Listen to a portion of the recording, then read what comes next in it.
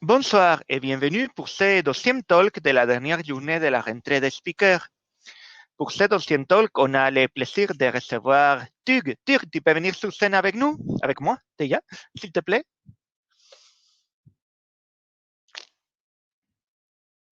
Tug.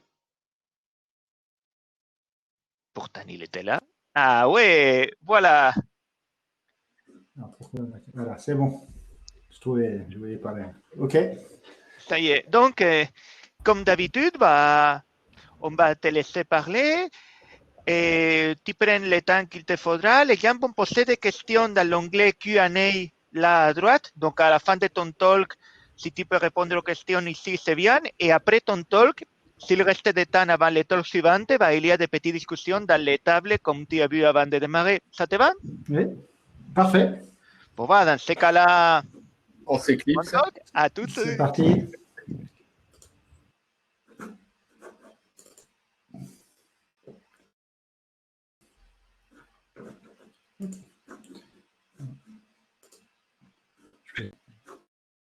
Là, ça devrait être bon.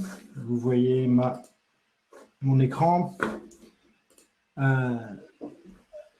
Donc, j'ai intitulé ce talk Redis comme vous ne l'avez jamais vu, parce je vais vous montrer des fonctionnalités que vous ne connaissez peut-être pas. Une rapide info, en fait. Je travaille chez Redis Labs et je m'occupe autour de la développeur marketing, développeur relation. Et auparavant, j'ai travaillé chez d'autres éditeurs, d'autres bases de données, notamment Mapper, Mongo, Couchbase et Oracle. Donc, j'aime beaucoup jouer avec les bases de données, créer des applications et partager avec les autres développeurs l'utilisation des bases sur leurs projets. Si vous ne connaissez pas Redis, Redis, c'est une base de données en mémoire qui avait été créée en 2009 par Salvatore Sanfilippo, qui reste sur Twitter, avec un besoin particulier. Il était freelance et il avait besoin d'une base de données remote centralisée pour stocker plein de configurations, d'informations et y accéder très rapidement. À l'époque, il n'avait pas trouvé ce qui lui plaisait sur le marché, donc il a créé une base de données qu'il a écrit en C++, au début en TCK, TCL, et après en C, donc c'est du C maintenant, et c'est disponible en projet open source. Et Redis Labs, en fait, qui est la société qui m'emploie, s'est construit après le projet Redis, puisqu'en fait, Redis Open Source a été créé en 2009, et Redis Labs a été créé par des personnes qui sont projet, en tout cas pas des fondateurs du projet, qui voulaient fournir sur le cloud, dès 2011, un service managé autour de Redis. Et la société a grossi, la communauté a grossi. Salvatore a rejoint en 2015. Et il est toujours chez Redis, il travaille actuellement au bureau. Il a pris un peu sur le projet Redis en tant que tel. C'est-à-dire qu'il ne travaille pas au quotidien maintenant sur le code source de Redis, ça a été délégué à d'autres personnes dans la communauté, mais évidemment, il est toujours très actif dans la communauté open source autour de la base de données et autour de l'écosystème Redis. Et l'idée de Redis Labs, en fait, c'est de fournir Redis pour l'entreprise, c'est-à-dire une version software que vous pouvez installer qui va permettre de scaler la scalabilité horizontale, la disponibilité beaucoup plus simplement que dans l'open source. Pareil sur le cloud. Si vous avez Redis Cloud, vous allez pouvoir créer des bases de données et manager 100% par les équipes de Redis Labs sur AWS, sur Google et sur AWS, sur Google et sur Azure. En fait, c'est pas trop de parler du côté opérationnel. On pourra, si vous avez des questions, bien sûr, je pourrais y répondre, mais plutôt se concentrer sur ce qu'on peut faire avec Redis. Comment ça fonctionne d'un point de vue applicatif, vous montrer quelques démos. En fait, j'ai principalement envie de vous parler, de faire ça autour de démonstrations. Mais un point qui est important, c'est quand j'ai présenté le truc, j'ai dit c'est Redis, c'est une base de données clé-valeur en mémoire, ou je ne sais pas si j'ai dit en mémoire. Bon, déjà, si vous perdez vos serveurs, vous perdez vos données. Il y a plein de façons avec Redis de dire de la donnée de la mémoire de la mémoire sur disque, donc d'avoir de la réplication, de la persistance sur c'est une. Mais les données que vous manipulez sont toujours en mémoire pour des questions de performance. C'est pour garantir une latence qui soit la plus petite possible. Vous avez besoin d'avoir quelque chose qui va très vite, pensez tout de suite à Redis. Par contre, vous n'avez pas nécessairement besoin d'avoir une autre base de données à côté. Si tous vos profils utilisateurs, vous voulez les stocker dans Redis et que ça soit persisté, etc., vous pouvez le faire. Et d'ailleurs, pour pouvoir vous organiser en termes de développement, en fait, Redis s'appuie sur des structures de données. C'est-à-dire que vous avez une clé qui va décrire l'accès à la donnée et derrière, vous avez différents types. Les chaînes, string, c'est celle que généralement les gens découvrent le premier, c'est je fais un set, une clé, une valeur, c'est sauvé, c'est fini, j'ai plus besoin de traiter ça, je fais un get, je fais un autre set, je fais un delete, c'est terminé. Par contre, si j'ai besoin d'avoir des structures un peu plus compliquées, et c'est comme ça que c'est créé en fait Redis, c'est au fur et à mesure des besoins applicatifs, en fait, la communauté Redis a rajouté des types, et même été plus loin, je vous présenterai dans une seconde les modules, a été créé des extensions complexes. C'est comme ça que vous allez avoir la possibilité d'avoir des hashes, donc des maps qui sont derrière une clé, des listes,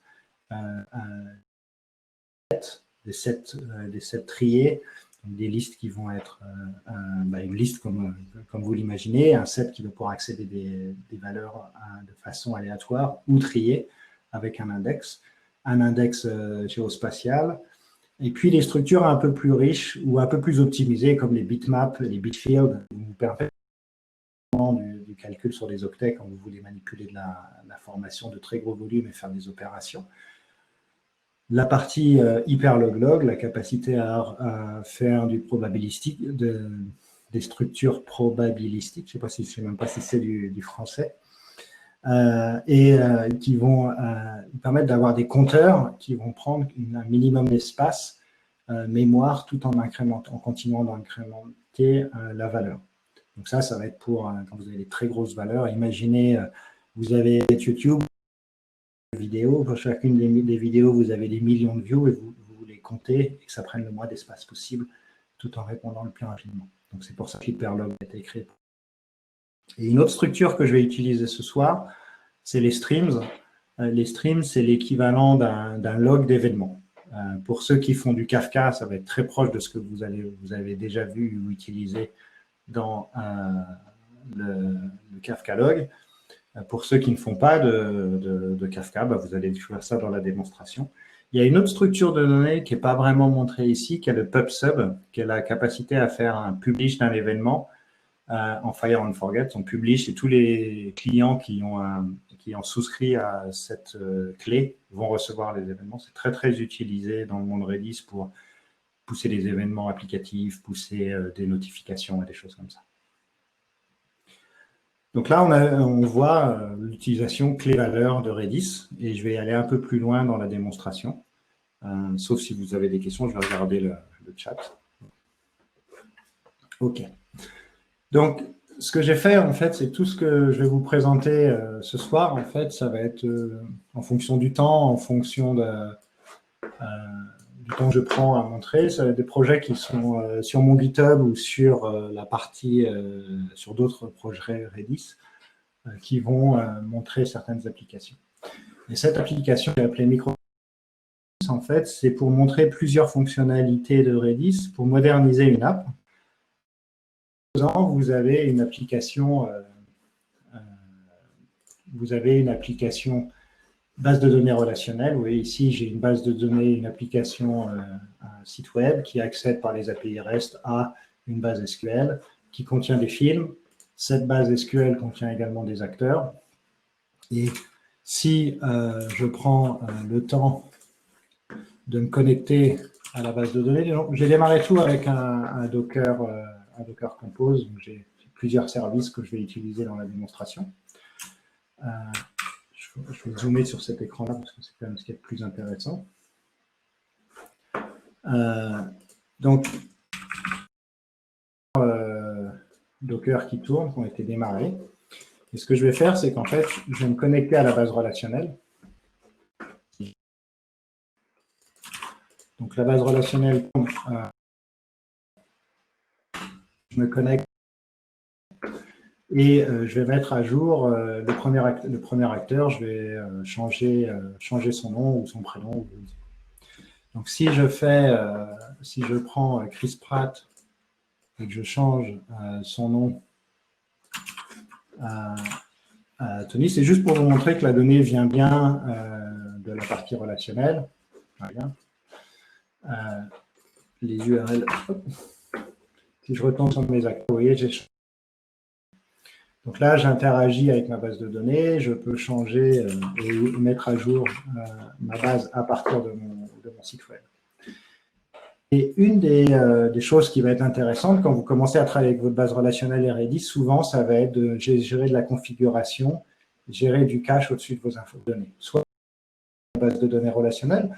Dans ce cas-là, je n'ai pas de problème de performance. Donc, on va dire je ne suis pas intéressé pour cacher. Par contre, dans mon application ici, qui utilise une base de données, j'aimerais sur Internet les votes ou les ratings, les notes qu'ont donné les utilisateurs.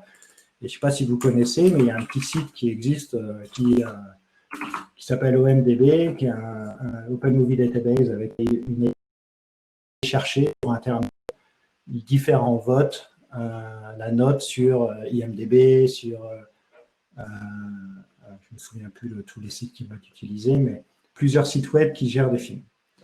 Donc moi, ce que j'ai fait ici, c'est que j'ai créé une liste de cache classique qui va aller, à partir de mon application Java, aller chercher le service web, si ce n'est pas présent, stocker dans Redis, et après, je vais répondre dans mon application avec Redis pour diminuer la latence entre mon application et mon client et diminuer le nombre d'appels à mon API REST. C'est-à-dire que si, par exemple, je paye un nombre de coûts, si j'ai du rate limiting ou des choses comme ça, en cachant, je vais diminuer le nombre d'appels que je vais avoir ici tout en augmentant les performances. Donc, pour ce faire, j'ai besoin d'une clé. Cette clé, en fait, je vais plus la stocker dans la configuration, parce que je me suis dit, c'est pour vous faire une démonstration, je vais utiliser Redis en tant que tel pour stocker ces informations. Et j'utilise Redis Insight. Redis Insight, c'est l'outil graphique de gestion de base de données, de manipulation des données que Redis Labs a créé et mis à disposition de tous les utilisateurs Redis, que vous utilisez open source, un service cloud managé, que ce soit Redis Labs ou pas. Donc, je me connecte à ma base de données. Je regarde au niveau de ma base de données. Actuellement, j'ai rien. Parce que j'ai pas de clé. Ce que je vais faire, c'est qu'en fait, je vais stocker de la configuration pour stocker ma clé. Alors, donc c'est pas grave si vous réutilisez ma clé, je vais en régénérer une autre. Donc, j'ai sauvé ma configuration dans Redis. Si je retourne ici, vous voyez, j'ai ici une map de type map avec plusieurs clés valeurs à l'intérieur. Je pourrais imaginer rajouter quel est mon environnement ici. C'est la prod. Comme ça, j'ai configuré sur cette base de données et je peux l'utiliser dans mon application. Donc maintenant que j'ai cette clé, normalement, mon service web qui va aller chercher des données sur la base de données Internet va répondre avec un certain temps. Donc JMD, Rotten Potatoes et Metacritic, etc. Et là, à chaque fois que je clique sur cette petite flèche, je rappelle le web service et vous voyez, ça prend 400 millisecondes, 200 millisecondes, etc. Donc là, je n'utilise pas le cache de Redis comme cache. Ce que je veux, c'est juste mettre en place le cache pour, au lieu d'aller appeler le web service à chaque fois, juste faire le cache et vous montrer les performances entre guillemets. Donc, j'active le cache et maintenant, ça a été caché et maintenant, ça va répondre entre 0, 1, 2, 3 millisecondes à chaque fois. Si je vais voir dans ma configuration, dans mes clés dans Redis, j'ai maintenant un cache qui a été créé avec le résultat. Bon, juste pour vous montrer que ça utilise bien le cache, je vais mettre, même si j'aime bien le film, je vais mettre une mauvaise note. Je saute, je rafraîchis en passant par le cache. Vous voyez, c'est bien 1.0. Je vire le cache. Ça répond rapidement. Donc, très, très classique. Et dans le cache, en fait, ce que j'ai fait, c'est qu'automatiquement, j'ai un TTL, un time to live de 120 secondes, donc au fur et à mesure. Donc, en fait, le cache va être mis à jour et la donnée va être automatiquement effacée. Donc en termes d'utilisation de Redis, un cache, configuration, en utilisant, dans ce cas-là, j'utilise un type H. Vous voyez, un type H, ça va être une clé et un ensemble de clés valeurs derrière, mais j'aurais utilisé d'autres structures pour stocker de la configuration. Donc, cette partie-là va disparaître automatiquement. Par contre, ma configuration est la clé que j'utilise pour tout ce qui va être configuration de mon application si je veux la centraliser.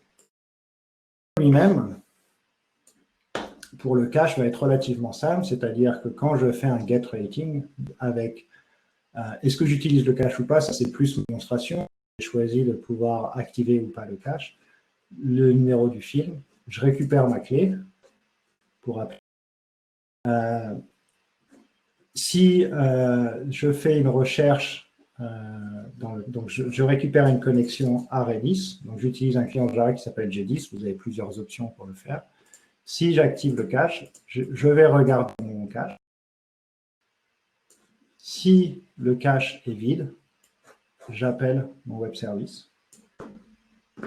Si une fois appelé mon web, je mets ça dans le cache, je fais des valeurs et je mets un expire, un TTL, une time to live de 120 secondes que j'ai défini en dur ici. J'aurais pu typiquement mettre ça autour dans la configuration, choisir le temps de configuration. Donc là, utilisation basique de Redis. Jusqu'ici, je suppose que vous l'avez déjà vu, ça. Ce que je propose maintenant, c'est de moderniser complètement cette application avec Redis de plusieurs façons. C'est-à-dire que si on regarde ici le schéma que je vous ai fait, c'est la base SQL. Ici, on a des applications, je n'ai pas fait un train, on a l'application aller chercher les données dans la base de données MySQL. J'amène les données sous forme d'API sur mon client. Si j'ai besoin, pour des raisons métiers, d'accélérer, de faire des calculs et d'accélérer à l'accès base de données, imaginez que ça, c'est du DB2 et vous payez à chaque fois que vous faites une requête. Ça peut être intéressant, si les données ne changent pas tout le temps, de se dire, je vais mettre ça dans du Redis. Vous voulez enrichir des données métiers nouvelles. Ça, c'est très fréquent quand on travaille avec des bases NoSQL. On va venir enrichir un modèle de données existant. Imaginez, vous avez cette application qui parle des acteurs et des films. Vous avez un catalogue produit et vous voulez mettre à disposition un système de rating interne, un système de commentaires lié à l'entrée sur le catalogue. Ça peut être intéressant, plutôt que d'aller mettre une application très compliquée en relationnel avec tout ce que les DBA vont vous demander, etc. Juste de prendre un sous-ensemble et de remettre ça dans votre base NoSQL. Mais par contre, le défi va être comment je maintiens à jour ce que je mets dans Redis avec ce qu'il y a dans ma base relationnelle. Alors, ce que j'ai utilisé ici, j'ai utilisé un Debezium que vous connaissez peut-être, qui est un projet open source sponsorisé par Red Hat qui fait du Change Data Capture, donc qui va vous permettre de vous abonner à certains connecteurs de certaines bases de données. Si vous regardez un petit peu les connecteurs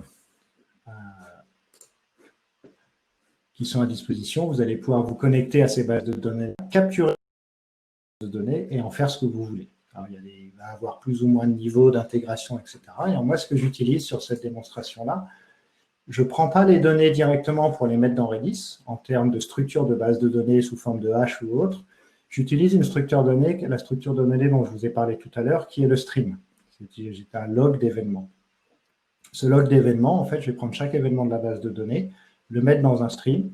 Comme ça, je vais découpler la source d'information qui est mon événement de base de données relationnelle, ma transaction dans la base de données, de ma source, de ma cible qui peut être dans une base, une table, dans un ensemble de données Redis, ou en faire quelque chose d'autre pour du processing, pour enrichir. Donc, dans ce cas-là, j'ai créé un autre petit service qui va, qui va prendre les données de Redis de MySQL, les mettre sur Redis Stream. Je démarre. Et là, en fait, la première chose, en fonction de la configuration que j'ai mise sur mon connecteur Debezium, il va prendre l'existant, toutes les transactions qui existent depuis le début dans la base. Donc, si je vais voir dans Redis Insight, vous avez une structure ici qui s'appelle Redis Stream. En fait, ce qui est intéressant avec Redis Insight, alors avant d'aller sur Stream, je vais vous faire trois petites choses, vous montrer deux choses intéressantes. Donc, vous pouvez créer les bases de données, vous connecter à les bases de données, quelle que soit la connexion sécurité pas, vous pouvez sécuriser ou pas, aller chercher une base de données sur des clouds, Elasticache, etc.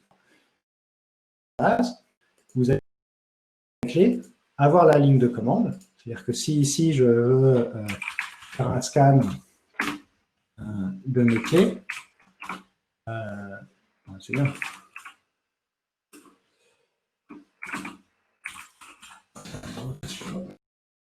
Les clés que j'ai à l'intérieur de ma base de données, et en fonction, après, quand j'ai des clés plus riches, je vais pouvoir regarder, avoir des stats aussi, des activités, donc j'ai pas et regarder des choses autour de ma base. Ce qui s'est passé, c'est que j'ai des événements autour des acteurs. C'est bizarre. C'est une belle démonstration qui ne semble pas avoir bien fonctionné. Je vais redémarrer pour voir.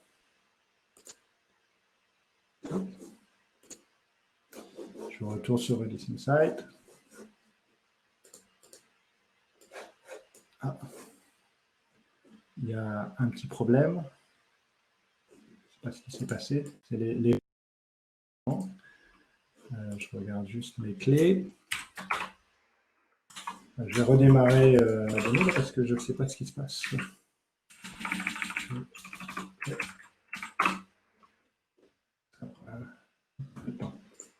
Donc en fait, ça va capturer des événements, les mettre dans mon log stream. Et quand je vais modifier la valeur dans NoSQL, elle va envoyer un update par le biais de Debezium. Donc, cette fois, ça va fonctionner. Ça prend un petit peu de temps.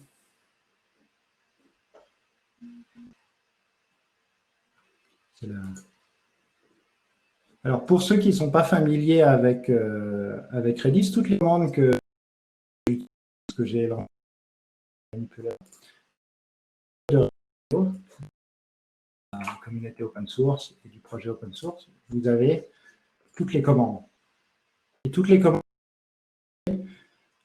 très simplement, dans les drivers Java, Go, Node.js, Python, vous pouvez imaginer tout ce que vous voulez. Donc, par exemple, ici, je vous avais montré comment le set était fait. Vous voyez, ici, je vous ai montré un sauver, je vais chercher ici, H7. Donc, la commande sauver un set, un H. Quand je vais dans la référence, ici, je vais pouvoir structurer mes commandes par le type de données que je manipule, donc les sets. Vous allez avoir toutes les opérations. Par exemple, ici, je vais avoir... non, c'est le set, c'est le H que je voulais... Si on regarde le H7 ici que j'ai utilisé, H7 clé valeur, HGET, donc je fais un set entrée org 1 au ratio org de Seb. Donc, si je fais un HGET, HGET il me sort sous forme de liste l'ensemble des valeurs, les champs, les valeurs, les champs, les valeurs. Et si les milliers d'entrées dans mon hash, évidemment, je vais éviter de faire un hashgetWall. Je n'ai besoin que d'un seul champ. Je fais un hashget rentrée. En 2, vous voyez que la valeur du champ que j'ai demandé ou la liste des champs que j'ai demandé. Un point qui est intéressant, c'est que toutes les commandes que vous avez, il y a la time complexity pour vous donner un ordre d'idée sur l'opération et le coût de cette opération sur votre application, qui va avoir un impact très fort sur la latence, en fait. Alors, quand je dis très fort sur la latence, une mesure, quand on travaille avec Redis, souvent, c'est la milliseconde.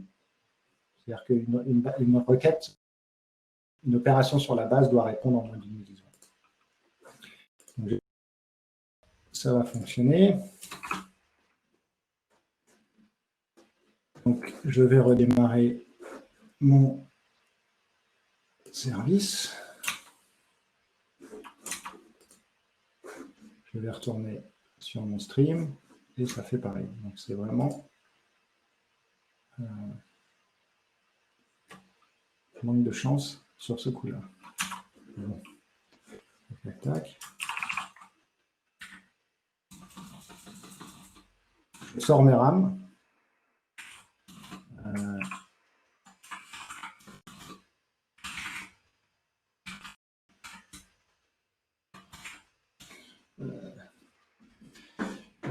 Une seconde. Hop. Je vais retrouver. C'est le moment où quelqu'un de gentil me pose une question, en fait. Voilà. Je vais tout reconstruire.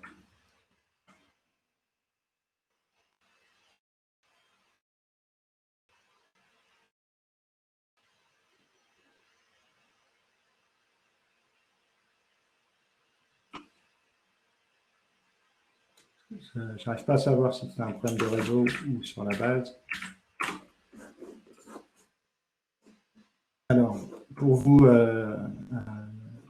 ce que je vais faire, c'est sur la partie, quand on va avoir des événements des Bézium, parce que ça c'est intéressant, quelle que soit la technologie que vous utilisez pour consommer, en fait, c'est-à-dire que quand vous voulez vous abonner aux événements d'une base de données, dans la façon dont vous allez recevoir les événements dans des Bézium, quand vous avez embarqué le serveur des Bézium dans votre application, vous allez avoir un insert, un update ou un delete, en fonction de votre configuration, bien sûr, ça va dépendre de comment vous vous abonnez, etc. Mais par défaut, dans l'exemple que je crée, je manipule toutes les données, c'est-à-dire que je manipule. J'envoie tous les champs, c'est-à-dire que quand je fais une insertion, je vais récupérer un update, je vais récupérer tous les champs. Quand je fais un delete, je vais récupérer. Ce qui me permet de savoir quelles sont les valeurs qui ont changé. Si je veux manipuler, j'utilise ces messages qui sont générés par des Bézium comme événements dans ma structure stream, dans mon message, dans mon log stream. Et la façon dont on code ces applications, je montre le code une fois que ça fonctionne. Là, je vais faire l'inverse exceptionnellement. C'est-à-dire que, donc en fait, ce concept-là, si vous n'êtes pas familier avec cette capacité à d'une base de données, on appelle ça du CDC, du Change Data Capture. Donc, il y a plusieurs produits qui font ça, et des Bézium en est un, avec cette capacité en fait à capturer les transactions qu'il y a sur une base de données ou sur une source quelle qu'elle soit. C'est-à-dire que, par exemple, vous avez la possibilité de vous abonner au moteur de réplication de Mongo pour capturer ces événements-là et en faire des événements au sens Change Data Capture. Donc, quand je vais travailler avec des Bézium, en fait, pour démarrer des Bézium, j'embarque un serveur. J'embarque le serveur des Bézium que je démarre. Donc là, il est embarqué dans mon application Java, dans mon application Spring, dans ce cas-là. Pareil, je peux l'arrêter. Démarrer. Vous voyez ici, chaque fois qu'il y a un nouvel, je vais appeler la méthode handleEvent. Et la méthode handleEvent, dans le cas, je vais gérer le message pour en faire quelque chose qui m'intéresse. Moi, c'est prendre le format de message que je vous ai décrit tout à l'heure et le mettre dans un événement stream, dans un message stream. Donc là, c'est de la transformation du message, préfixer les bases pour savoir ce que c'est que la source, après ou avant. Donc en fait, en gros, c'est est-ce que c'est une insertion, un update, un update ou un delete. Et une fois que c'est ça, je fais l'événement. Et publier cet événement, je le fais dans mon service. Et là, c'est là où on revient dans la partie Redis. Donc j'utilise toujours l'application, la partie J10. C'est-à-dire, je manipule, je me fais une map d'objets avec un header, un body au niveau de Java, et je poste avec la commande xadd. Xadd, c'est juste pour poster un message sur le stream.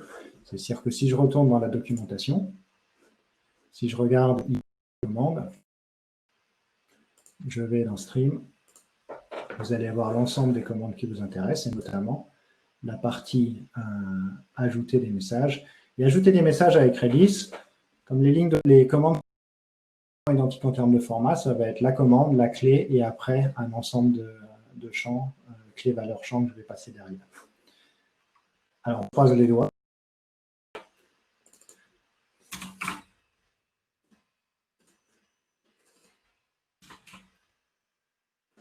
Je vérifie que ma base relationnelle est montée. Allez, allez. Alors, qu'est-ce qui se passe? Tout a l'air d'être noté pourtant.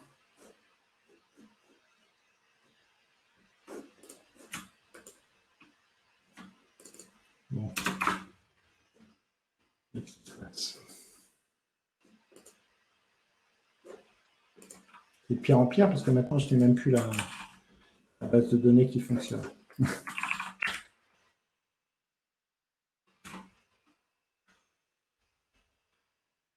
C'est juste pas lancé encore, j'ai l'impression.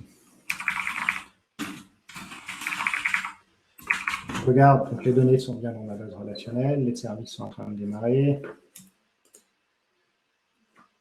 C'est là où normalement Sébastien devrait sauter et me dire si tu avais utilisé Quarkus, tout aurait déjà démarré en quelques millisecondes et tu n'aurais pas pris autant de mémoire.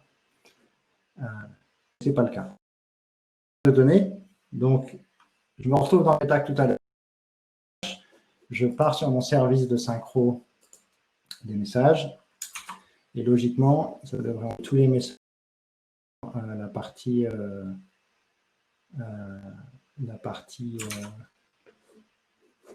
stream.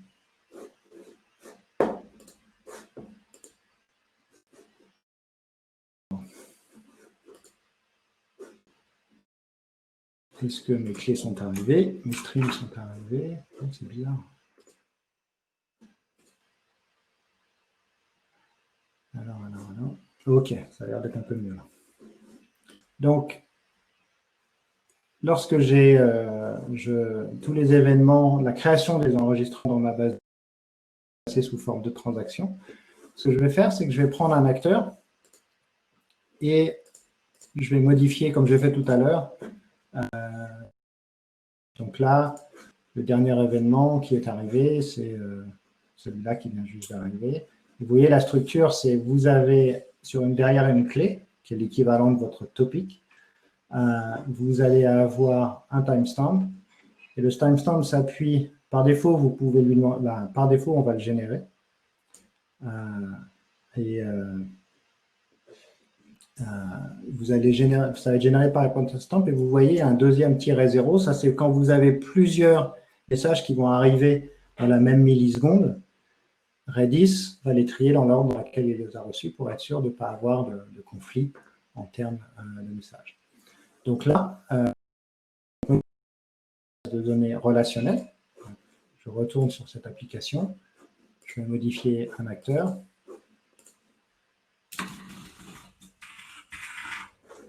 Je l'appelle rentrée, donc si je reviens ici, le nom dans la base de données a bien été changé.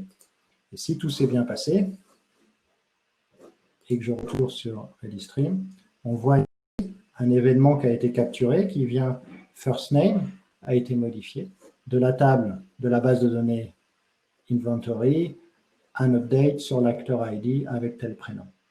Donc j'ai envoyé ce message-là dans un flux. Et maintenant, en fait, on est vraiment sur une application qui va être orientée streaming parce que je vais pouvoir consommer dans mes applications pour créer des nouveaux services. Et notamment, les services que je veux mettre en avant. Donc là, la démonstration, c'est montrer la partie streams, la capacité à consommer et à générer des événements en utilisant xadd pour pousser des messages au sein d'un stream Redis. L'autre partie, en fait, ça va être comment je consomme ça. Et comment je consomme ça, en fait, ça va dépendre de mon application Ce que j'ai créé un service, prendre mes données de ma base relationnelle, mais pas directement, par le biais du stream, et au fil de l'eau, indexer ça dans un moteur d'indexation full text de Redis, et de la même façon, indexer ça et mettre dans une base orientée graph de Redis. Donc ça fait partie des choses probablement que vous n'avez pas, que vous ne connaissez pas, qui sont les extensions ou les modules au-dessus de Redis pour faire de l'indexation, des index secondaires du full text, pour faire du graph au sein même de Redis. Donc, comme vous l'avez vu ici, j'ai d'autres services qui peuvent tourner, Autocomplete et Search, Redis Graph. Donc, ce que je vais faire, c'est que je vais les lancer pour gagner du temps en même temps. Donc là, ce qui se passe, en fait, c'est que mon service va lire, cette fois, au lieu d'écrire sur la partie événement, en fait, ça va lire le flux.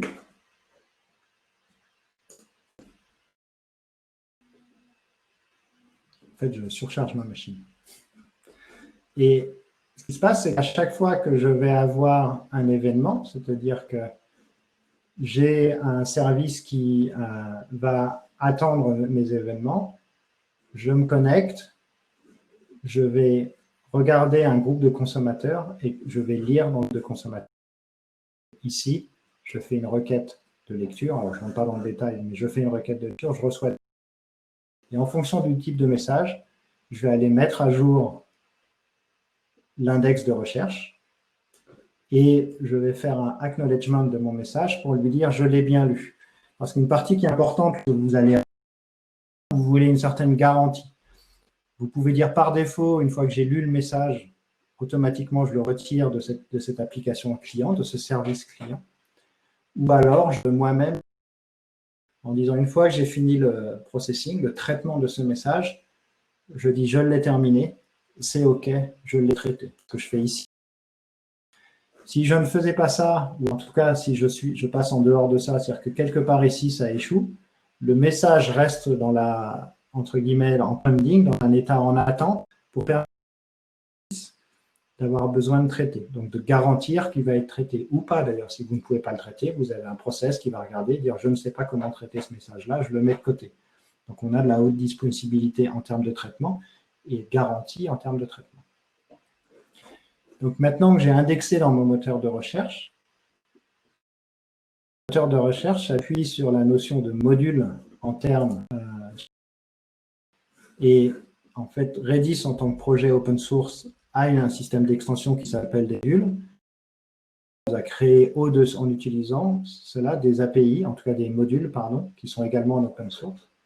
Redis Search, qui est un moteur d'indexation, Time Series pour les bases de données temporelles, Bloom pour avoir la capacité à faire du Bloom Filter pour valider ou pas une donnée dans une liste, Graph, JSON, AI pour faire du Python et du machine learning au-dessus de stocker les modèles et le traitement plus rapide en mémoire avec Redis, et Gears qui est un système un petit peu de, on va dire, serverless, traitement de fonctions côté serveur dans côté Redis. Donc je vais me concentrer sur le search dans un premier temps. Quand on voit un film, c'est-à-dire que si je regarde un film dans ma base de données, alors je vais utiliser cette partie-là, vous voyez, un film va avoir un certain nombre, prendre un film où j'ai du texte, tiens, j'ai pas de... Je cherchais un film avec... Alors, évidemment, je cherche un film avec un résumé. Voilà. Donc, vous voyez ici, j'ai un ID de film, une date qui est l'année de sa publication, le vote, le titre, la note et le résumé. Et le genre en termes de film. Quand on a l'habitude de travailler avec Redis, la seule chose qu'on peut manipuler, c'est la clé qu'il y a là-haut. En gros, c'est la clé MS-DOCS Movies 316. Mais dans une application, dans votre base de données, vous voulez pouvoir manipuler ou requêter par différents champs. Et pour ça, en fait, pour que ce soit efficace sur un gros volume d'informations, vous avez besoin de créer des index. C'est ce que vous fournit Redis Search. Et en fait, Redis Search va vous permettre de créer un index en disant quels sont les index que je veux, quels sont les champs que je veux indexer, de quel type, pour ensuite pouvoir faire des requêtes. Et les requêtes que je vais pouvoir faire vont me permettre, par exemple, si je veux chercher des films, je cherche tous les films qui concernent Star Wars, donc j'exécute une requête qui va aller chercher dans tous les champs ce qui concerne les Star Wars, mais par contre, je ne veux pas parler de je vais retirer ce qu'il y a de Jedi, ni ce qui parle de Star Trek, etc., etc. Et je veux pouvoir dire, alors chaque moteur de requête et moteur de recherche va avoir sa propre syntaxe en termes de requête, en termes de... donc là, ça va être des moins, des et, etc. pour pouvoir faire une requête full text dans mon la commande que j'utilise, ça va être dans mon moteur de recherche ici, je peux lancer la commande qui va être ft.search sur l'index de recherche. Alors, soit je le fais graphique, soit je le fais par la ligne de commande, le biais de search, soit j'utilise ce petit outil qui va me permettre d'aller chercher dans les différents index la recherche si je veux tout ce qui concerne la recherche MS Search sur un terme des films. Il va me faire une requête. C'est bien parce que qu'est-ce que j'ai fait comme titre? Je n'ai pas besoin du nom de l'index ici. L'index, il est choisi ici. Je fais une recherche qui va me ramener le titre et va me faire un highlight sur tous les documents qui concernent ça. Si je fais la même requête en disant je veux également le résumé, je vais pouvoir faire cette recherche. Donc, vous voyez, j'ai une recherche multi-champ. Je peux également tout ce qui vont avoir tous les champs, tous les films de type, alors je ne sais pas s'il y en a, on va tester, de type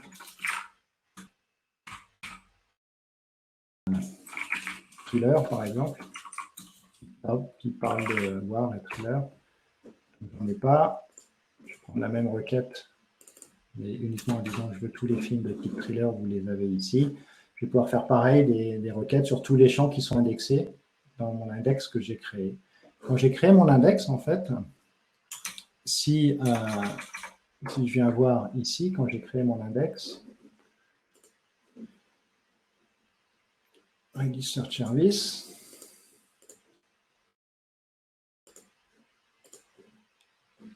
pour créer mon index, je définis un schéma en spécifiant quels sont les champs que je veux indexer et quel est le type. Un type texte va fournir, un text field va fournir tout ce qui va être racine du mot singulier pluriel. C'est pour ça que quand j'ai tapé war au singulier au pluriel, il m'a ramené des choses. Mais également de type pour le genre, où là, en fait, on va simplement prendre les mots, on ne va pas avoir de séparation des phrases, etc., ce qui va permettre de faire de la recherche stricte, numérique, et à chaque fois, on va pouvoir trier.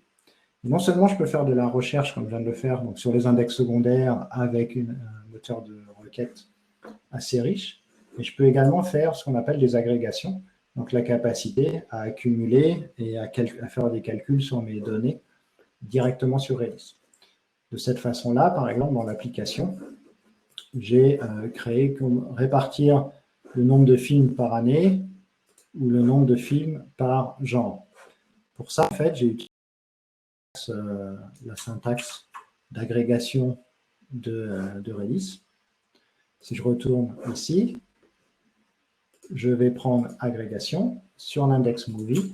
Vous voyez, film. Je vais faire les grouper par genre, un genre, et je vais faire un reduce pour faire un compter par champ, et je vais renvoyer, je vais trier sur le genre de façon ascendante. Donc, je vais trier par rapport au deuxième champ sur de façon ascendante, j'exécute.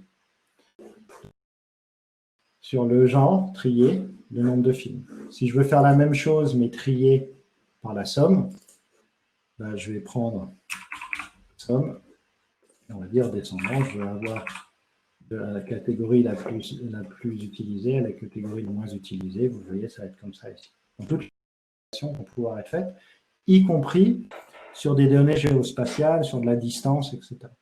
Donc, au sein de Redis, vous allez pouvoir maintenant, grâce à Redis Search, vous pouvez utiliser ça comme votre base de données principale. Ou là, dans ce cas-là, ce que j'ai fait, c'est que j'ai enrichi la base de données relationnelle pour faire un moteur de recherche et d'agrégation au-dessus, qui va être basé sur le moteur de Redis. Autre point, et après je vais arrêter et prendre des discussions, c'est la même chose, mais avec un moteur de graphe. Je n'ai pas fait d'écran encore sur cette partie-là. Par contre, je peux utiliser Redis Graph à partir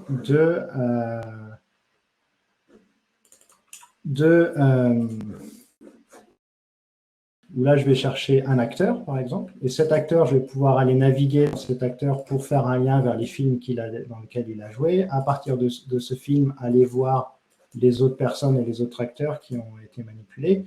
Et une fois de plus, vous voyez ici, j'ai rentré, qui était le champ que j'avais pris. Si je mets à jour ma base de données relationnelle avec des Bayesium et mon appli Stream, je vais mettre à jour le moteur dans ma base graph. Et ce qui est intéressant au niveau de la graph, c'est la capacité à avoir des requêtes qui s'appuient sur Cypher, qui est le même langage de requêtage que ce qu'il y a dans Neo4j, puisque ce langage a été mis en open source, où je vais pouvoir chercher, par exemple, tous les films dans lesquels Tom Cruise a joué. Donc, je fais first name Tom, last name Cruise, et donne-moi tous les films. Donc là, il me renvoie tous les films. Alors, je peux les voir sous forme de tableau, si j'ai besoin. Et après, par le biais de ce moteur-là, je peux requêter les gens. Mais en fait, une autre partie qui va être intéressante, c'est le nombre de films par acteur. Donc, un peu le même genre de requête que j'ai fait dans le moteur de recherche, où je vais avoir, donne-moi le nombre de films par acteur, dans ce cas-là, parce qu'en fait, il y a une jointure entre les deux, une relation entre les deux. Chose qui est difficile à faire si on n'a pas un moteur relationnel. En fait, le graph remplace le moteur relationnel. Et là, je vais avoir le nombre de personnes, le nombre de films dans lesquels on a joué, trié par le nombre de films. Un autre exemple, ça va être tous les films, tous les acteurs qui ont tourné dans un film avec Tom Cruise. La requête va s'appuyer sur Cypher, donc trouve-moi tous les films, fais-moi un lien avec les acteurs sur les films, donc toi tous les films. Quand ça va être le même, par contre, ça ne m'intéresse pas. Je vais ramener Tom Cruise parce que je sais que Tom Cruise a joué Tom Cruise. Donc là, je vais avoir tous les films dans lesquels les gens ont joué avec Tom Cruise. Donc ce qu'on voit là, c'est qu'au sein de Redis, on va beaucoup, beaucoup plus loin qu'un simple cache ou une simple base clé-valeur comme vous l'imaginez. En fait, on a une architecture pour faire du streaming, en tout cas une structure de données pour faire du streaming. On a une structure de données et des opérations, des commandes pour faire de la recherche full text, mais aussi et surtout de l'index secondaire, c'est requêter sur des champs dans mon hash. Une base orientée graph. Et de la même façon, on a une base time series qui va permettre de faire de l'agrégation par rapport à des timestamps de valeurs et des tags et pouvoir faire des calculs pour pouvoir monitorer les systèmes. Ce que je dois rajouter, en fait, c'est la rentrée des speakers. La rentrée des speakers, c'est qu'est-ce que vous avez fait durant votre été. Moi, j'ai construit des démonstrations. Mais c'est également rajouter, c'est chaque fois que j'appelle la base de données MySQL, prendre la latence et faire du time series dessus pour l'analyse de performance de la base de l'application et de la latence sur la base de données. L'idée vraiment de regarder Redis avec différents points de vue, c'est très très simple à utiliser. Les clients dans à peu près tous les langages, c'est assez impressionnant. Si je regarde ici les clients qui sont à disposition, base de données qui est très facile à embarquer sur vos projets, notamment quand vous avez plusieurs services que vous devez partager ou pas de l'information, démarrer un cache local pour un service, un catalogue produit, une gestion de session, ça va fonctionner très bien. Le moteur de recherche, par exemple, va vous permettre, si vous avez, même si vous n'utilisez pas comme base de données principale, imaginez que vous stockez au sein de Redis, sous forme de hash. La structure de hash, c'est la structure que j'ai, c'est un hash avec plusieurs valeurs. Vous stockez le contenu des caddies, des paniers d'achat des clients qui sont actuellement sur le site. En utilisant le moteur de recherche, le moteur d'indexation, vous allez pouvoir calculer quels sont les derniers produits les plus utilisés et fournir plus d'informations aux autres utilisateurs. Je vais m'arrêter pour essayer de prendre des questions s'il y en a, ou des discussions, ou des choses que vous auriez aimé voir. Si, merci Tug. On t'a posé quelques questions dans les Q&A. Il te restait 5 minutes pour j'ai répondre. raté. Alors, du support de Quarkus, je ne sais pas, il faut que je discute avec l'équipe Quartus. Je sais que la personne, Pablo, qui travaille sur l'intégration de Vertex et Redis, travaille également sur l'intégration de Quartus. Donc, je dois passer du temps avec eux et avec l'équipe Quarkus pour voir comment ça fonctionne. Ce sont les modules dont le modèle licence a changé pour empêcher AWS de les vendre sans vergogne. Oui, en fait. C'est-à-dire que seul Redis Labs peut fournir, ou alors les clients de ceux qui ont licencié, achètent la licence, peuvent le fournir as a service. Par contre, rien ne vous empêche de les utiliser chez vous. C'est-à-dire que vous avez un module open source, vous n'êtes pas client de Redis Enterprise, vous installez le module, vous travaillez comme vous voulez. Alors, les modules Time Series, supportés par Grafana, oui. Toutes les commandes sont déjà supportées par Grafana. Je vais vous montrer un petit truc. J'ai le projet open source. Allez tout en bas, vous voyez sur oss.redislabs.com. Vous allez atterrir sur cette page et là, vous avez une source de données pour Redis Grafana.